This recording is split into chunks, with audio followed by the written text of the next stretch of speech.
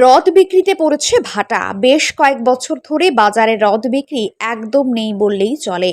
রথ তৈরি করার কারিগরেরা জানান, বেশ কয়েক বছর আগে রথযাত্রা আসার আগে থেকে প্রচুর রথের অর্ডার আসতো। 24 ঘন্টা ধরে শুধু রথ বানিয়ে যেত হতো। বিভিন্ন আকারের রথ বানানো হতো। সে সময় যেন রথযাত্রার আলাদা হিড়িক ছিল। ছোট ছোট বাচ্চাদের বাবা মায়েরা বিভিন্ন রকম রথ তৈরি করার অর্ডার দিয়ে যেত। প্রচুর রথও বিক্রি হতো। রথযাত্রার সময় রথ নিয়ে রাস্তায় প্রচুর বাচ্চাদের বেরোতে দেখা যেত।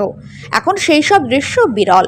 বাচ্চাদের রথের দড়ি টানার প্রতি আকর্ষণ একদমই নেই বললেই চলে। রথের তৈরির কারিগররা জানান, ছোট ছোট বাচ্চারা মোবাইলের প্রতি বেশি আসক্ত হয়ে গেছে। বেশিরভাগ সময় মোবাইলে বিভিন্ন গেম নিয়ে ব্যস্ত থাকে, আর বাকি সময় পড়াশোনা নিয়ে। ফলে বাইরের জগৎ সম্পর্কে সচেতনতা কমে গেছে। এবছরে আপনাদের দোকানে রথের বিক্রি কতটা আছে? রথে তো আগে প্রচুর বিক্রি হতো, রথ বাচ্চারা তো প্রায়ই আসতো, কিন্তু এখন এবার দেখি কোনো সেই অর্থে মানে বাচ্চা কাচ্চার দেখা নেই। ভাইপো দু একটা রথ তৈরি করে রেখেছে, তবে বাচ্চারা আমার মনে হয় ওই ভাইপো বললো যে মোবাইলের প্রতি আসক্ত হওয়ায় এই রথ রথ এইসব যে আমাদের যে আগের যে খেলাধুলো বা পুজো আর্চা এগুলোর ওপর অনেকটা বাচ্চাদের আর কি মানে জ্ঞানটা কম যাচ্ছে। তো মোবাইলই সব নষ্ট করছে, ওই জন্য রথেরও বিক্রি বাট্টা নেই।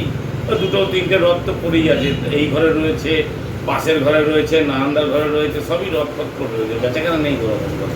আপনার মনে হচ্ছে না যে বাচ্চারা যে একটা আমাদের যেটা ঐতিহ্য সেগুলো থেকে দূরে চলে যাচ্ছে? হ্যাঁ, একদমই একদমই। মোবাইলে এখন এই ক্যারাম খেলছে, লুডো খেলছে, আর কিছুই নেই।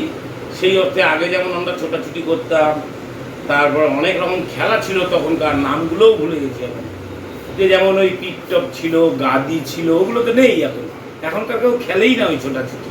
মানে হয়তো এখনকার বাচ্চারা রথ মানে কিছু বুঝতেও পারছে না। না, আর আগে কত রকম মানে কমা কমা কাঠ দিয়েও রথ বানিয়ে দিনের দিন নিয়ে যেত।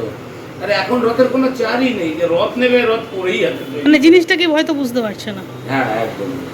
কি নাম আপনার? জগৎ মন্ডল।